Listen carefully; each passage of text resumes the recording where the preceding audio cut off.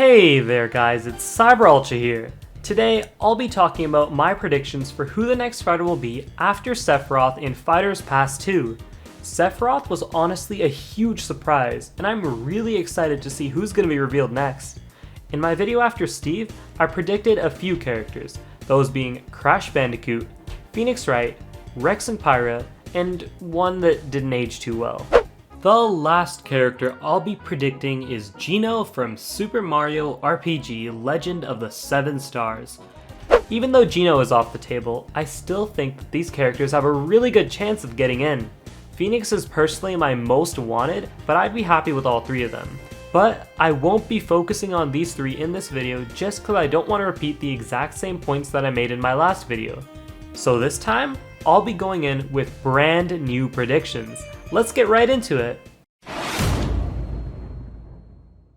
In my last video, I jokingly threw Monster Hunter in there just to have Phoenix Wright object and show up instead. This time though, I'm actually predicting Monster Hunter as one of my most likely picks for Challenger Pack 9. Considering Nintendo and Capcom's relationship, I'm sure that one of these two are gonna get in. So far, the Monster Hunter Mii costume from Smash 4 hasn't shown up yet. If we've learned anything from Geno, it's pretty likely that it'll show up eventually. Let me explain.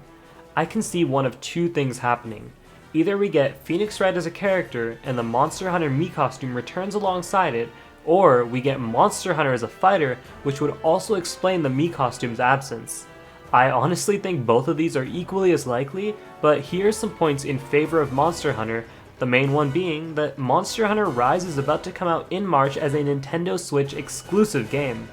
I'm personally expecting Challenger Pack 9 to come out in March, so it would just be too perfect to reveal it close to the launch of a new game. Monster Hunter's also had a long history on Nintendo consoles, which helps their case even more. Even though the only experience I have with playing a Monster Hunter game is the demo for Rise, I can already tell that there's lots of potential for a unique and fun moveset, which Sakurai has cited before as a reason for including characters. Monster Hunter definitely seems like a strong possibility. My second prediction for this video is a Gen 8 Pokemon. Any Gen 8 Pokemon. It could be any of the 3 starters, it could be Urshifu, one of the box art legendaries, or another popular Pokemon in the game. I think Rillaboom makes the most sense, and he would finally bring some needed grass-type representation to the game, but personally, I'm not a fan of the idea of having another heavyweight character. They're not really that fun to play against, and I don't enjoy playing as them either. Pokemon already has the most representation out of any series in Smash, and I'd personally rather not have another Pokemon join the game. But at the very least, I think there's a ton of potential for a fun moveset, and it seems like a pretty predictable move for Nintendo to bring another Pokemon to the game. If I had to choose any though, it would definitely be Inteleon. Having a sniper-style character seems like a really fun idea, and I think if done correctly, it could have some of the most satisfying hits to land in the game. It's my personal favorite starter in Gen 8, and is my top pick for a new Pokemon rep. Let me know in the comments which Pokemon you guys want to see get added to the game, and also, if you're enjoying this video so far, make sure to hit the subscribe button. I'm hoping to reach 50 subscribers soon, and it would be pretty awesome if you guys could help me reach that goal.